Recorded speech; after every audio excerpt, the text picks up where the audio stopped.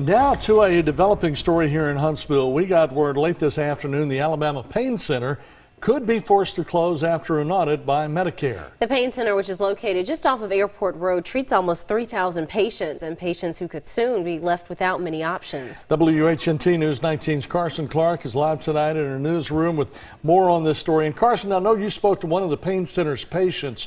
What is she saying about all this? Well, Jerry, she says she's very concerned. In fact, she says she's scared because the medication she uses is specially made just for her and can't be found anywhere else here in North Alabama. The Alabama Pain Center in Huntsville treats 2,700 patients for chronic pain issues. But in a statement sent to us by the center, officials say the center could close within 60 days. What is your main concern? Alabama Pain Clinic closing. And what would that mean to you if it closed? Potentially me dying.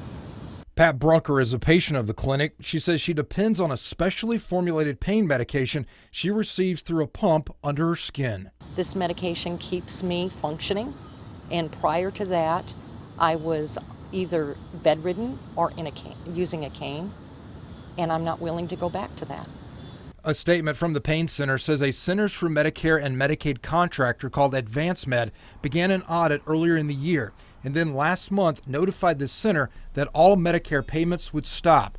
The statement from the Pain Center goes on to say AdvanceMed took this action even after it was presented with evidence that the clinic has been adhering closely to all appropriate guidelines provided to them by CMS.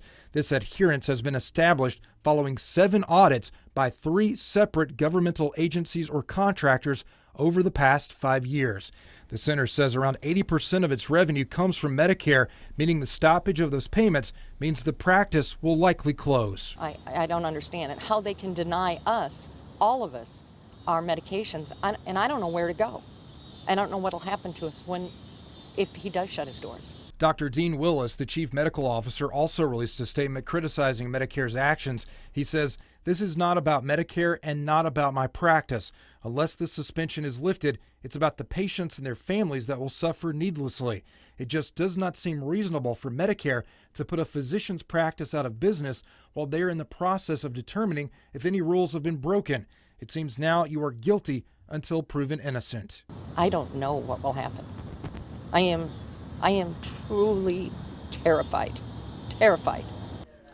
Now, we did reach out to AdvanceMed this morning for a comment, but they haven't gotten back to us. Reporting live in the newsroom, Carson Clark, WHNT News 19.